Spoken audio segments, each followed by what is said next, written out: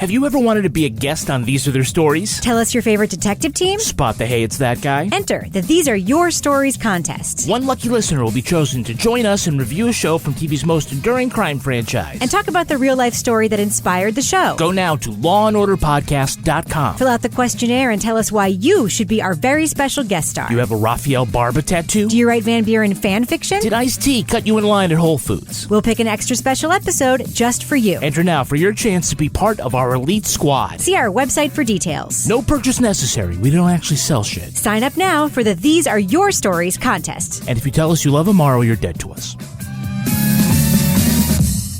For exclusive podcasts and more, sign up at patreon.com/partnersincrimemedia. This week's Law & Order Marathon winner is Jama Mustin of Fort Wayne, Indiana. Jama will get a marathon decal showing she watched 26.2 hours of her favorite crime show. To be next week's winner, sign up at lawandorderpodcast.com. I'm Kevin Flynn with Rebecca Lavoie and Janet Varney, and these are their stories. You think you know who did it, but you don't know who did it. Law and order, law and order, law and order.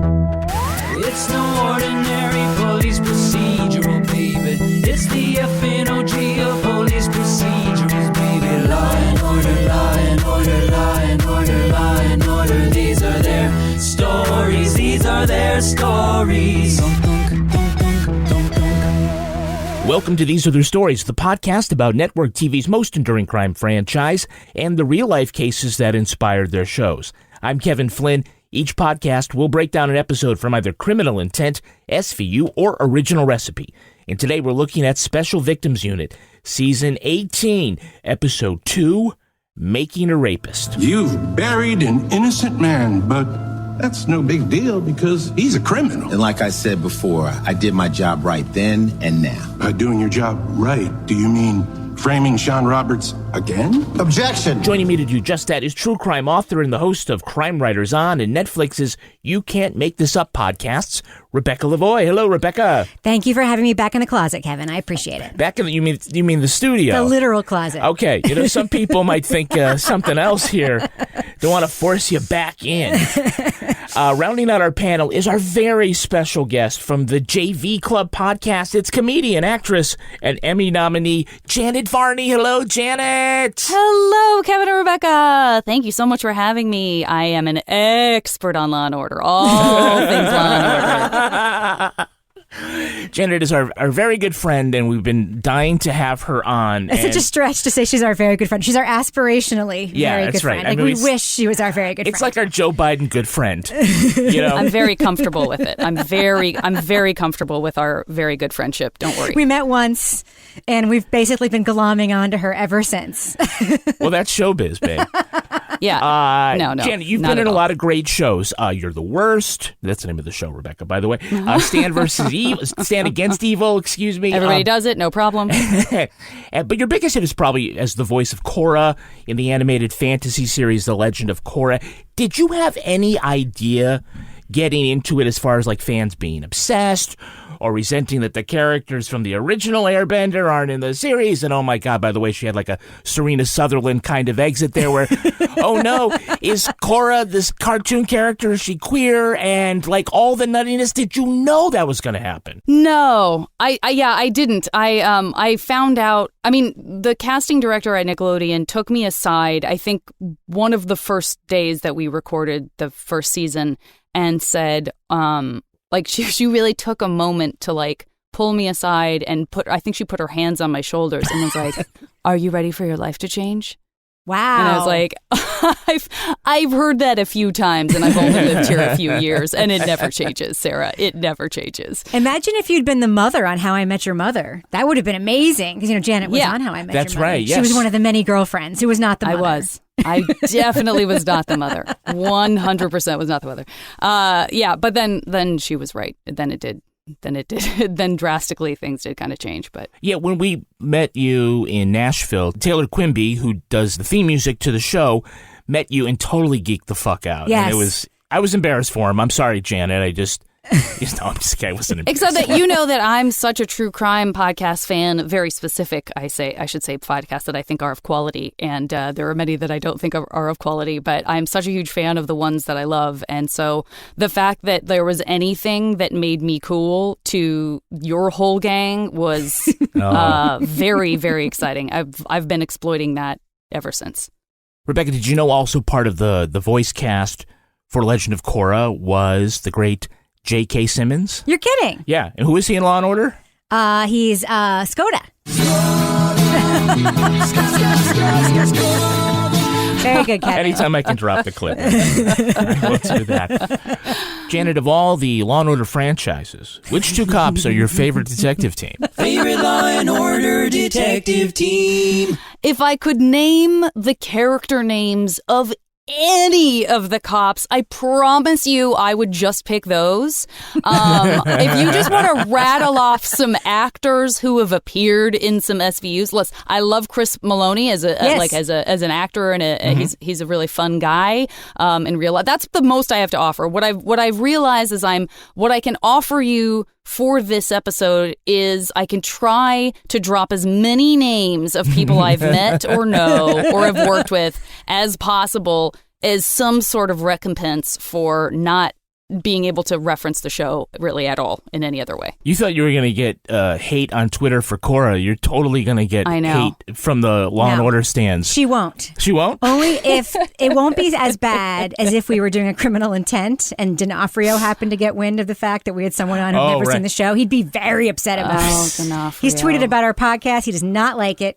Maloney, however, has been very kind to us on Twitter. He's super funny. He's part of the comedy world. Everyone has a sense of humor about themselves and their work, I think. I'm sorry to hear that about Vinny. Don't know him. Seems very serious. I feel like he's a method actor, I've heard, method, right? Is that okay? Yeah. And the D-Hive will come. Yeah. They'll come. Yeah, there's the D-Hive. All right, now let's take a look at the first half of this episode. SVU Season 18, Episode 2, Making a Rapist. Well, we start on the most sparsely attended press conference by a head of state ever. Vice President Joe Biden is praising the work of police to clear the backlog of untested rape kits. It's helping them send uncaptured rapists to jail and, whoops, letting out the ones they fucked up on. Looking on is the exonerated Sean Roberts and his mistaken accuser, Melanie Harper, with her daughter, Ashley. All is forgiven. They're going out for his birthday. And so ends another 4-minute episode of Law & Order SVU. But wait! Later that night, Ashley is found raped, stabbed, and burned in her home. And Melanie thinks she heard Sean's voice. So what do we have? Well, there's no sign of forced entry, so Ashley probably did know her attacker, and there's a kitchen knife that's missing. CSU's running the scene. Whoever did this, they used bleach on her, they burned her, got rid of all DNA. Who else was in her life? She just got engaged, right? We're tracking down her fiance, we're going through her texts, we're going through her social media. So run down every single angle. Well, they approach Sean after Ashley dies, and since Finn already put him away for rape once before, he's surprisingly uncooperative. His friend Jeff says things got awkward over dinner. Ashley got into a text fight with her fiancé, and Sean had too much to drink. Rollins discovers Ashley also had a stalker named Charlie, who liked to take pictures of her from the building across the street. On that roof, they find the bloody knife. But fortunately, Charlie made a sex tape, which clears him of suspicion, but not of creephood. Charlie says that he saw a man leave the Harper's home and dump a knife in the garbage, but he's fuzzy on the time and the ID. Clearly wanting to please Rollins, he agrees that it was Sean. So, good enough for a warrant for Sean's apartment. That's where Finn finds Ashley's engagement ring in the sink, and they charge him with murder. Okay, so this begins with Joe Biden having a press conference in their shitty little squad room. Yes. By the way, congratulations today on your inauguration, Mr. President. The second greatest feat of his career after being SVU. I mean, this is 2016. It's a long campaign. It was just I'm kicking it off right here. But he does two very Joe Biden things. One, he invokes the unassailable wisdom of a dead relative. My dad used to have an expression. He said the greatest sin any person can commit is the abuse of power. And the greatest abuse of power was rape. And 2, he calls the person who he met 3 minutes ago his good friend. I'm proud to say today we did not fail. Thanks to the dedicated efforts of law enforcement, the whole legal system, the victims' advocacy groups, and particularly my friend here, Lieutenant Olivia Benson of SVU. Congratulations, Lieutenant. Aha!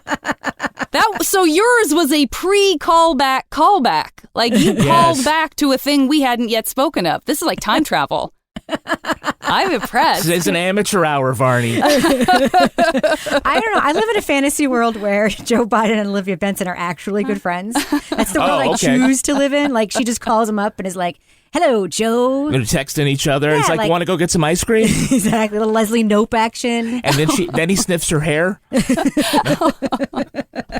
Yeah, I don't want to undersell my reaction to the first giant face you see in this episode. Again, not having a sense of what to expect.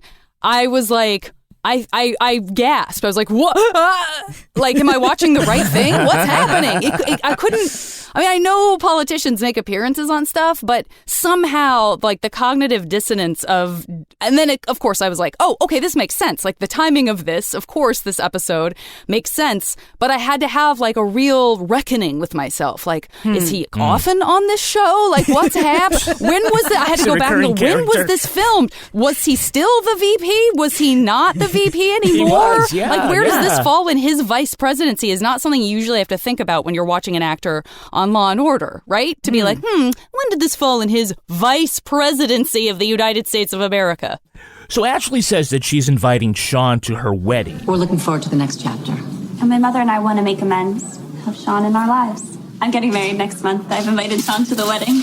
And I'm like, boundaries, girl? Yeah. Yeah. Whose table do you sit someone like that at? Well, yeah, I'm sure. I mean, obviously, we're going to get into like the case because I know you do that later in the show. But there's just a lot to be said about the way in which they pull from a thing from the rip from the headlines, other documentary, and then the way you can't escape. I mean, the fact that the name of the title, like the title of the episode, is so specific, you can only assume like, okay, I guess I already know what this is referencing. It's a little lazy, yeah. But then like the sort of like upper middle classification of that story that then also includes them going out to like a posh dinner and this guy is, going to go to this girl's wedding. It starts to feel really like, wait, is this like this other thing? Oh God, this is really weird because that didn't happen in Making a Murder. Okay. No, it did not. And you are not wrong that they tend to gentrify pretty much every rip from the headlines thing on the show. I mean, I think it really comes down to viewers like me who prefer to see nice apartments on TV. Oh. And that's what I always just assume.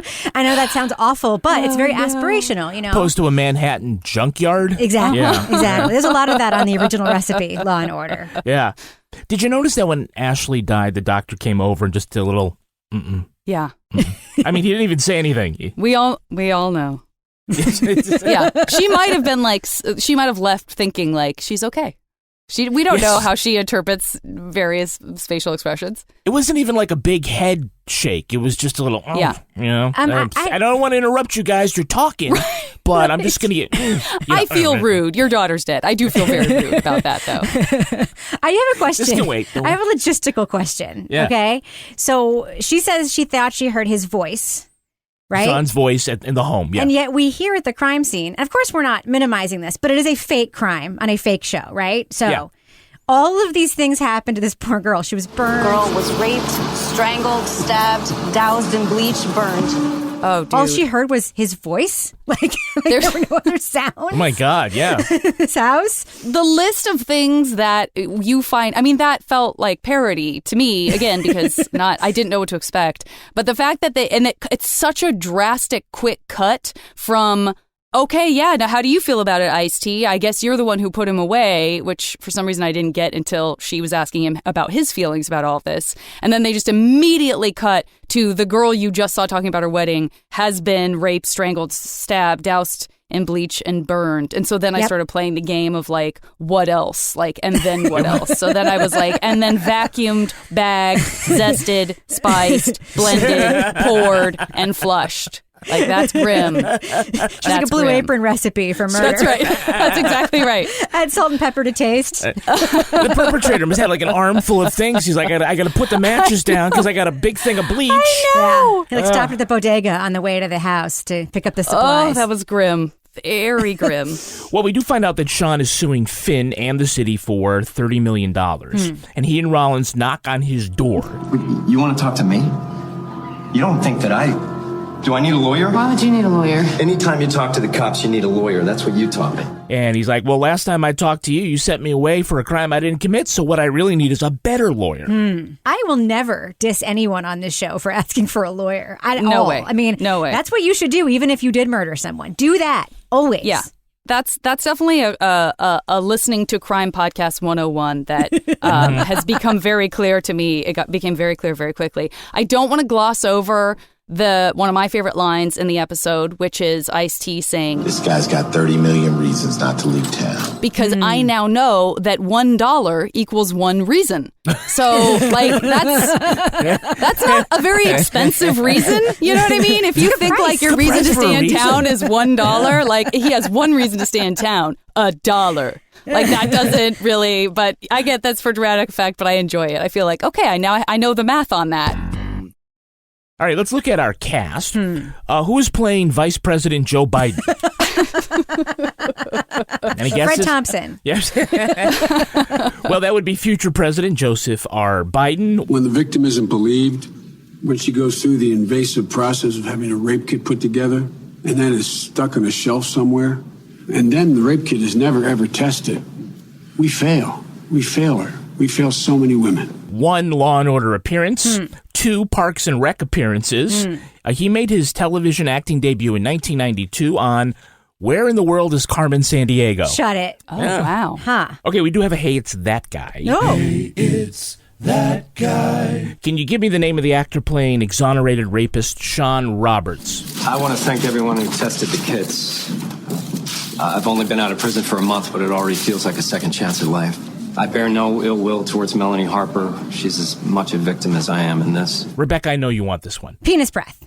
No, I'm just kidding. It's Penis Breath's brother. Right. Of course, Henry Thomas, who was in the very, very famous movie All the Pretty Horses that came out in the year 2000. Oh, my God. Janet, help me out here. Who's Henry Thomas? So Henry Thomas was the very famous Elliot in the very, very famous E.T., I am happy to say that I do know Henry, and we did a pilot together that he produced that he then turned into a little web series. So you can watch us in a thing together. It's called Grip and Electric. Hey, do you guys need a water? Thank you, young miss. Got it. That's as thoughtful as a muffin. Oh, I'm sorry. Did you want a muffin? That's funny. She's funny. And I'm sure it's out there somewhere. But that was does one he of age? Does he age? Yeah. No, he doesn't. I mean, this was like 8 years ago. Yeah. This was made 36 years after E.T. And he's instantly recognizable as the kid from E.T. Utterly recognizable. Wonderful guy. Little tidbit, again, for the haters who are going to cancel me because I don't know Law & Order. Imagine that you've never seen an episode and it starts with just those people on screen. This is what I said. Oh, Henry's on this show. Oh, God, that's great. I'm sure the money's fabulous. And then within moments, I was like, oh, he's a guest star. Oh, yeah. Well, do you know what his salary was for E.T.? I don't. It was $15,000. Shut your face. Even for E.T., that just seems like small potatoes for a major motion picture. You have to assume there had to have been like a renegotiation of something at some point. Licensing or something. I don't know, Janet. Did he ever pick up the tab at lunch? Do you have a nice car? That's a great question. You know what? Yeah, I can't tell. I have no sense. I've had the opportunity to go to his house. I did not take it because I was out of town for like a rap party thing. He's also in a band with the person that he co-created Grip and Electric with, my friend Andrew Burlinson. So he's a musician and a very cool guy. Cannot speak to the ET money. Cannot speak to the ET money. Don't know. We'll assume he spent it. How's that? Can anyone name the actress playing victim Melanie Harper, or the mother of the victim in this crime? What I did to Sean was unforgivable. I told the jury he did it. I pointed at him and I said, that's the man who raped me. One of the only law procedurals that I did watch with gusto was The Practice. I loved that show when it was on, and Kelly Williams was on that. Again, also thought you must be a series regular. for even better reason. You must agree, for even better reason. I was like, oh, she moved over to this like this legal show. That makes sense. Nope, Janet. No. She's also a guest star. Yes, she could have done it. I mean, she has had 3 Law & Order appearances, one in each of the franchises. She became famous for her role as Lindsay Dole in The Practice, and more recently starred in Army Wives and Lied to Me. Her ex-sister-in-law is Zalika Robinson, who was Carisi's boss, Vanessa Hadid, last season. That's random. Yeah, it is pretty random. She grew up in Beverly Hills, so of course she was discovered in a high school production of Romeo and Juliet. Oh, my God. For fuck's sake. She's a good actor, though. Yeah. Well, by the way, Romeo in that production was Steve Burton, who is... Oh. Jason Quartermain from General Hospital. I know Really? you'd nerd out on that. Yes. But Janet, how lazy are these talent scouts that they just go to like the local high school and go, yeah. That they're like, wait a minute, your name Kelly is spelled with an I at the end? You're going to be a famous star from Beverly Hills. That seems very like Beverly Hills, Kelly with an I somehow. How about these talent scouts who are just like, you come back to work, it's like, oh, it's Larry. Oh, another 16-year-old girl? Great. I mean, there's a couple things. One is it's likely that her parents knew somebody in the business, right? Yeah, agreed. Her mom was an actress. Yeah, I think the dad was an attorney, but he was like an entertainment lawyer. Yeah, they're living in Beverly Hills. Right. Yeah, that's a killer combo right there. Like, hey, this is nepotism plus don't mess with a entertainment lawyer. Yeah, I'm just concerned that like Steve Burton got the lead role in that play because I'll tell you, he's been acting for a long time now. He is not great. Kelly, however, is fantastic. She is fantastic. He only has one note, and that is standing there looking stony. Yeah. So growing up, her neighbors were Jerry Lewis, Johnny Carson, Kenny Rogers, and Sonny and Cher. Oh, for fuck's sake. I can't believe she made it. Anyone recognize the actress playing Charlie's girlfriend, Siobhan? He was with me all night. No, I did not. That's Askiri Velasquez. She is the lead character, Daisy, on the reboot of Saved by the Bell. Which is in my DVR, and I have not watched it because I'm saving it. Played and recognized her. I'm saving it. She's the one who goes, time out. She's the new, whatever it is. She's the new Screech? No. Zach? Zach, yes, she's the new Zach. What if her hands are insured for $1 million because she has to be able to time out? Oh... We can hope. Lastly, who is the woman playing the neighbor who said Charlie was on the roof? Oh. Do I have to play the clip? Yeah. Please. Check the roof. Check the roof. Nothing? Doesn't help? It's very helpful. That's Sarah Malone. Sarah is a breast cancer survivor who thought she was in New York on a girls' trip and accidentally walked onto the set of her favorite show. What? 20 weeks of chemo. She binged SVU. The Today Show surprised her, arranged for her to get the part, meet the stars, her own trailer, everything. I remember that, actually, on the Today Show. Remember that package? I do. Yeah. It was like Hoda was like on the set. Yeah. She got to meet everybody. Yep. I did not have the SVU walk-on kind of cancer. I had more of the accidentally step in front of Janet's key light on Fortune rookie kind of cancer. Get out of the way, Flynn. Just get out of the way. All right, how about Charlie's rooftop sex pad? Oh, my Lord. How uncomfortable. Yeah, you got weed, pills, hand lotion, Coney Island whitefish, underwear, women's... You Charlie? Carisi says that he found Coney Island whitefish. That's right. Anybody know what that is? Of course I do. What is it? It's a used condom. That is a expression. Oh, that's what that means? Yes. Oh, Janet Varney's covering her mouth right now in that disgust. Because they would in the ocean. People would like have sex in the beach, and it would just float in. Oh yeah, I mean that's why I'm sure that's how it's got its name. I don't know. Or people would just find them on the beach. Yeah, but you just seem to know too much about that. You know what? It's actually very valuable that you said that because I wouldn't put it past my life to be like sitting somewhere and have the waiter be like, "May I recommend the Coney Island whitefish?" And I would be like, "That sounds great. Please bring it immediately to my table." wonderful. It's like a bagel topping. And the white wine, of course. My favorite line of his from the episode. Now, was it before or after you and Siobhan had sex? Before, maybe. I need you to be sure. You sure? After.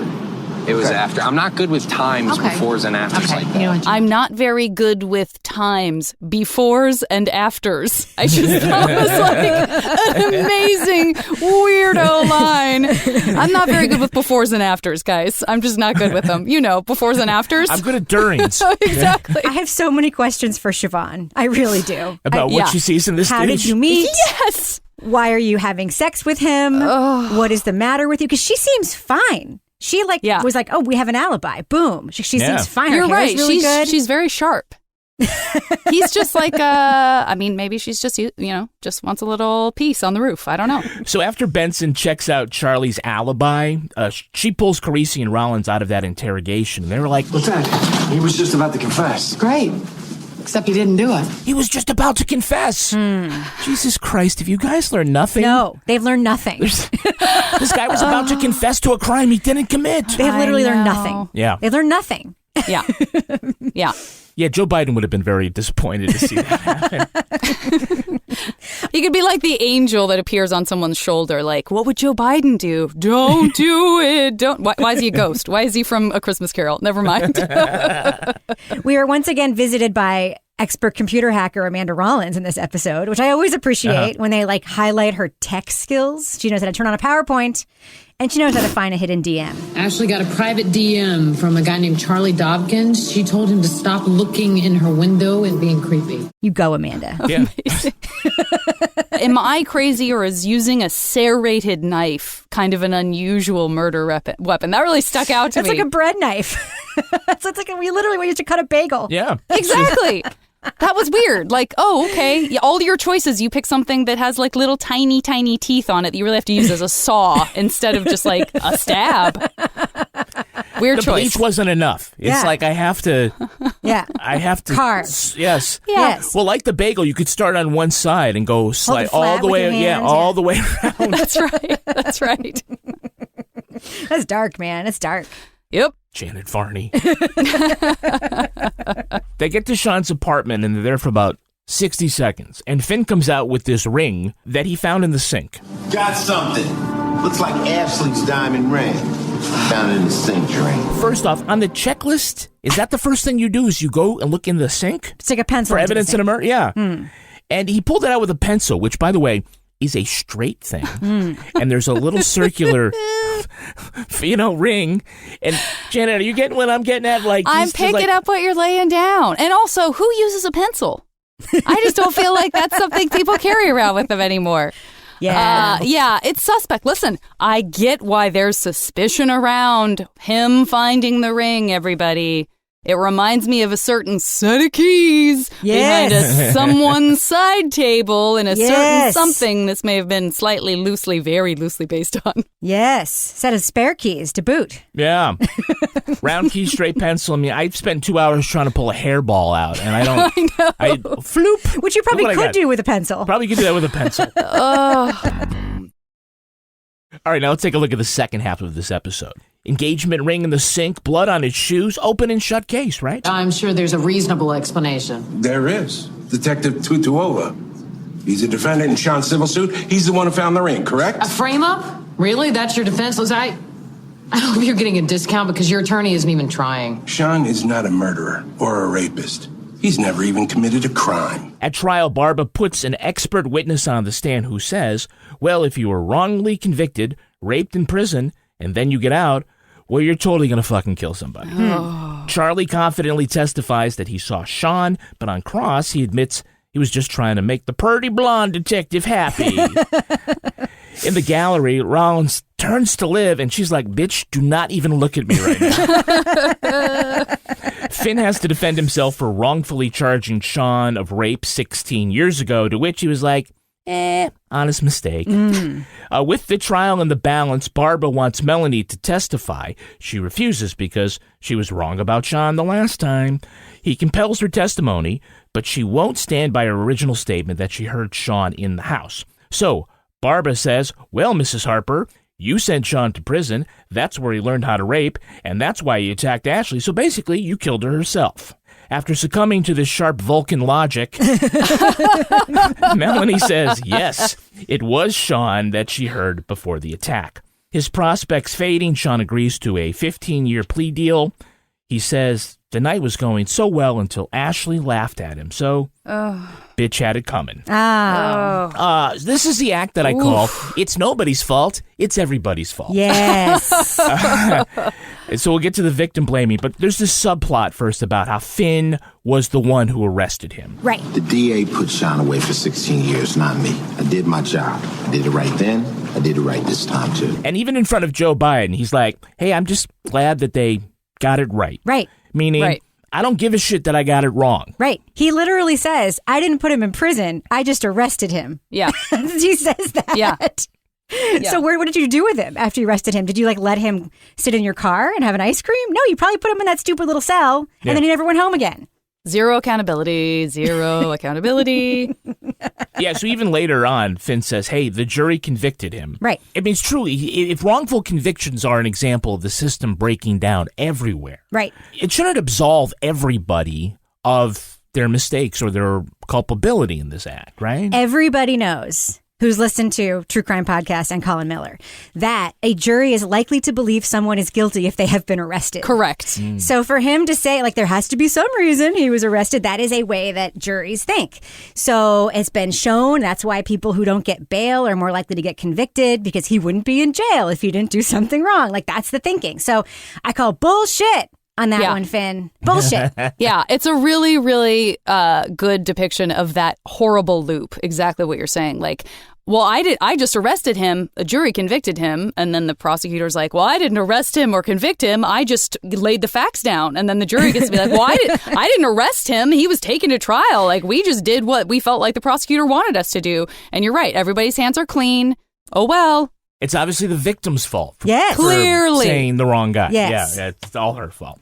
So it comes out that Charlie, probably did this to impress Rollins. Yes. And she's in the gallery, sitting next to Liv, and it looks like it's pretty uncomfortable. Yes, and then Liv yells at her in the office. I can't help it if the kid has a crush on me. Hold on, so you were aware that he had an affection for you, that he had a desire to make you happy? Saying, you let him like you, you use that. And I am thinking, in my mind, of all of the times on this very show, we have seen Olivia Benson get cozy with a suspect in the interrogation room, showing a little leg, pretending like she wants to have sex with them in order to get them to confess. So you are a hypocrite, Olivia Benson. You are a hypocrite. Yeah, her eyes rolled so far back in her head. It's just so oh my God.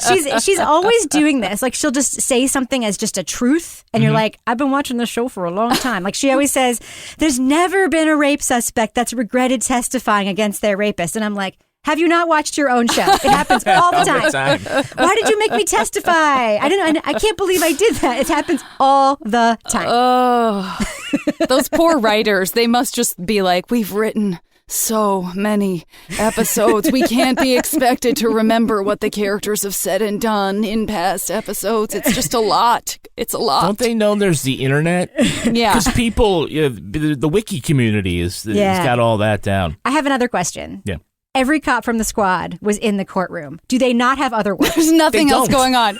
There's nothing else going on. They're like, no Joe Biden today, so I guess we have time. I was wondering about that, but I was like, maybe this is what happens every episode. Again, I don't know, so maybe that's just yes, normal. Everyone's They're always there. all there. Great to know. Great to know. Barbara, as he's ought to do, brings in this expert to talk about how difficult it is for wrongfully accused people who are sexually assaulted to assimilate into society. So in your expert opinion, the man who'd been wrongfully imprisoned for 16 years was a victim of rape.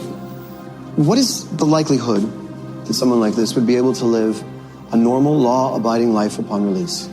Unfortunately, it's almost impossible. So research says just cut out the middleman and leave him in jail? I don't know. All I know is he prepped that witness, but he didn't even meet Charlie before he got on the stand. I didn't even understand what was going on at all with Barbara's tactics during this trial, because that guy was prepared. Don't ask questions you don't know the answers to. That's another very key thing we've learned from true crime. Do not ask questions you don't know the answers to. Yeah, that's a sad moment because it really is like, here's a thing that we can talk about that is very broken about the criminal justice reform system. These horrible things that happen to people in prison. So you start to edge towards a kind of sympathy and then, nope, we're flipping it on you. And now we're saying like that happens. And also people then absolutely commit crimes that are even worse or whatever, like after they get out. So it's such an extra slap in the face. You're like, oh, so that is a terrible thing that we should feel bad for people it happens to. No, we shouldn't because they're going to rape and kill someone as soon as they get out of prison. Like, why is it the wrongfully accused? Does it happen to everybody? Yes, no, it happens to the wrongfully convicted because they have extra trauma because of the cognitive dissonance from them knowing they didn't do it but being punished for it. Did you not listen to this? So they're more likely. Yes. Yeah, no. They're more likely. I believe the studies show that for wrongfully accused people who are exonerated, that very few of them reoffend, with one notable exception. I believe that whoever wrote this episode maybe has a different take on making a whatever it is than we did. Making Just gonna a rapist? say it. Yeah. There's the coup de grace, which is Barba has to browbeat the testimony of Melanie by arguing that she's holding back because she's got blood on her hands. Get to the point, Mr. Barba. The point is, if you had not made that false identification 16 years ago, he never would have gone to prison, which means he never would have killed Ashley. That's not true. That's not true, or you don't want it to be true. Because in your mind, if he killed Ashley, you killed her. I think it's more Melanie's fault that she let this guy into her home and her family after he's been in prison than it is her fault for falsely accusing him unknowingly many, many years ago. You know what I mean? Yeah. I'm not saying it's not her fault at all. Finn obviously. didn't invite him to the wedding. Obviously not her fault at all, but I do think Barbara picked the wrong thing to sort of say. I mean, I'm just saying he could have also said, it's your fault. Why do your knives have to be so sharp in the kitchen? Why do you have so much bleach? Oh, God. At his allocution, Sean says everything was cool until Ashley laughed at him. You can't let people laugh at you. 16 years, that's what I learned. Things happened to me in prison. Things I swore I'd never do to anyone else. I ended up doing to Ashley. I didn't want to do it. So a girl laughed at him. Ouch. That's an ET joke. Ouch. I don't know about you, Janet. I both wanted to think and thought through this whole episode that it's going to turn out he didn't do it. I've seen this before. I forgot what happened. Yeah, absolutely. He does not play it that way at all. He definitely plays it like I didn't do it. They interview that boyfriend dude for 4 seconds, and he's sus as hell. So I just thought there was going to be some sort of twist, and it wasn't going to be him. I absolutely agree. Yeah, but Janet knew him, which is why she wouldn't believe he's. I don't think Henry would be responsible for something so heinous. He has all that ET money. Especially heinous. All right, let's take a look at the real-life story that inspired this episode. It's time for Rip from the Headlines. You think you know who did it. You think you know who did it. But you don't know who did it. You don't know who did it. Rip from the Headlines. This episode is inspired by the case of Steven Avery. In 2003, DNA exonerated the Wisconsin man 18 years after his conviction of sexual assault. Avery sued the Manitowoc County Sheriff and other law enforcement officials for $36 million, accusing them of railroading him. As his civil suit proceeded in 2005, a photographer disappeared after visiting Avery's salvage yard. Teresa Hallback's vehicle was found on his property with his blood inside. Bone fragments identified as Hallback's were found in a burn pit by the home. Avery's young nephew, Brendan Dassey, told investigators he helped Avery kill the woman and dispose of her body. After his arrest for murder, Avery accused the cops of framing him to stifle his multi-million-dollar lawsuit against them. His lawyers claimed blood samples from his rape case were used to plant DNA in the victim's car, and Dassey's videotaped confession was clearly coerced. In 2007, Avery was convicted of murder and given a life sentence. The 2016 documentary, Making a Murderer, cast a sympathetic light on Avery and jump-started public interest in a second exoneration. Steven Avery continues to appeal his murder conviction, citing claims of police misconduct. So in the 5 years since Making a Murderer, have our opinions about Steven Avery changed at all? Yeah. I mean, that was a great documentary to use as an example of, oh, yes, it's not hard facts. Documentarians often end up with a very specific point of view and a very specific story they want to tell. And, there was a lot of scuttlebutt afterwards from people who said, there was a bunch of information that was left out, not unlike The Staircase, which was kind of the father/mother documentary, I think, that kind of led to this one or may have inspired this one. And the main thing that I think most people I know still agree on is that Brendan Dassey was, railroaded, and that 100%. Was a completely absurd process for him. But then when we turn and look at the Steven Avery side of things, people get kind of cringy and go like, well, it doesn't look great for him.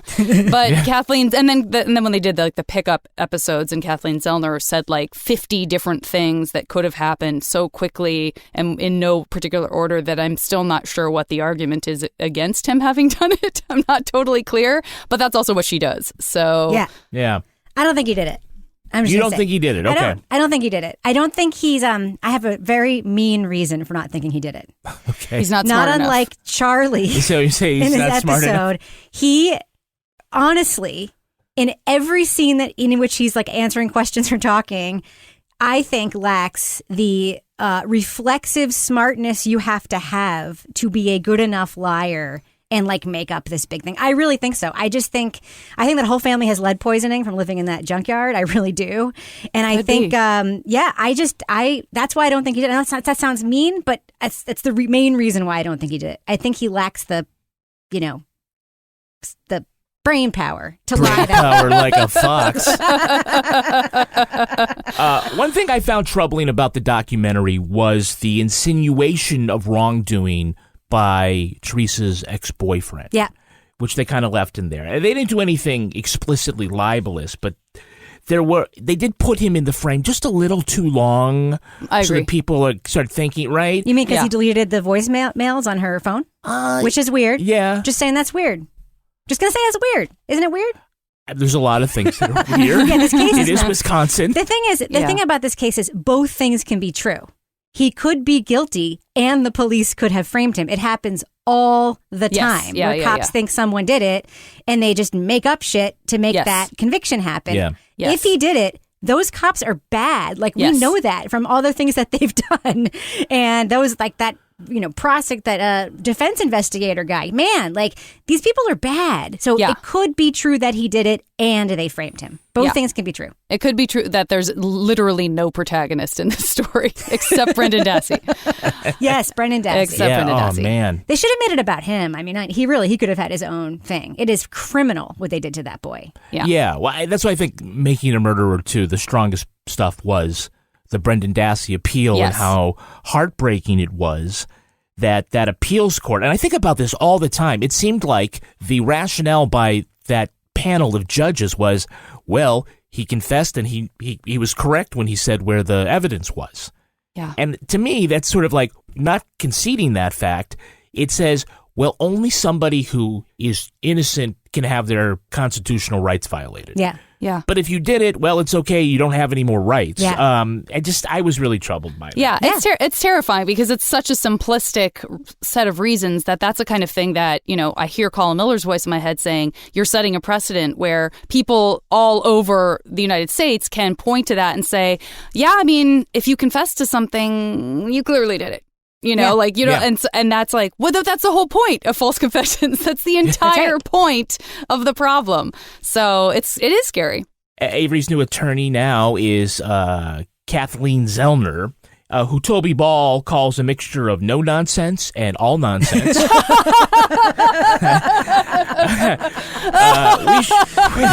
I do not remember hearing him say that, and I've heard every episode of your show, so I don't know how I missed that. That is gorgeous. Well, we should hear any day about her latest appeal. She wrote 135 pages in her document saying the court abused its discretion by dismissing requests for additional scientific testing, denied his motion in relation to Brady disclosure violations, and ineffective counsel. So, I have to ask, Would you want Ms. Zellner to be your attorney for anything? With the Kraken defense that she was bringing to this thing? The Kraken defense? Well, she has got a lot of people out. Let's be real, right? Yeah. She's got a lot of success. Mm-hmm. I would want anybody who has had success getting people out. I don't know if I want somebody who is going to be like buying a car and recreating a murder scene to try to like show the blood. I don't know if I want that.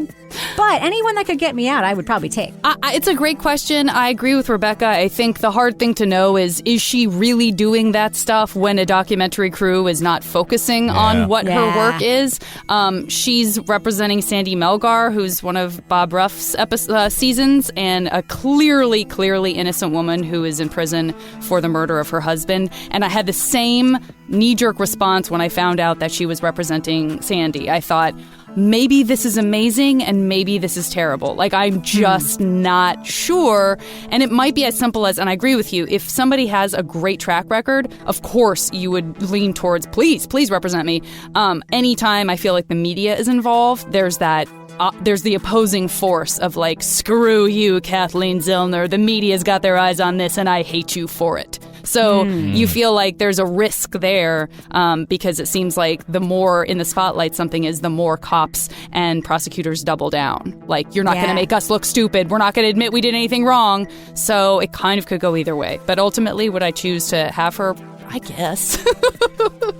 I would choose to have her just so I could see her parade of excellent jackets walking into my lawyer meetings. Yeah. Remember her like wardrobing and her nails? She had the whole like thing. It's going to be cameras, so I do like that she has a sort of Clint Eastwoodian, like the just kind of grim smirk of like somebody who's seen it all and been everywhere and like knows the system and knows the game.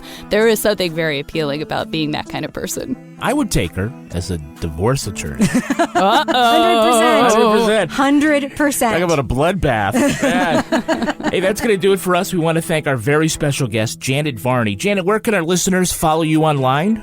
You can follow me on Twitter at Janet Varney and on Instagram at The JV Club. And yeah, you can listen to my podcast, The JV Club, anywhere you find podcasts. I interview people about their awkward teenage years. Rebecca has done it. Kevin will do it. Surprise, I just dropped that on you. Oh, wow. You're going to be in the JV Club. Kevin's got some amazing teenage year stories for you. Oh, man. And Rebecca, where can our listeners follow you? On Twitter and Instagram, I'm at Reb Lavoie. And you can track me on Twitter at Kevin P. Flynn. You can also tweet to us at Law & Order Pod or follow us on Instagram at These Are Their Stories Podcast. Our newsreader was Cy Frater. Our theme music was composed and performed by Uncanny Valleys. Line editing by Henry Lavoie. Content assistance from Travis Roy. Lily Flynn handles promotions. To get ad-free episodes of These Are Their Stories a week early, sign up for Stitcher Premium. All clips in this podcast were used in compliance with the U.S. Copyrights Act fair use exemption for criticism and commentary. Special thanks to the elite squad of the Law & Order Wiki community for preserving the evidence. Go to lawandorderpodcast.com and sign up for our newsletter for a chance to be our next Law & Order Marathon winner. These Are Their Stories was recorded in the Yoga Loft above the Bodega in Bay St. Louis, Mississippi studio and is a production of Partners in Crime Media.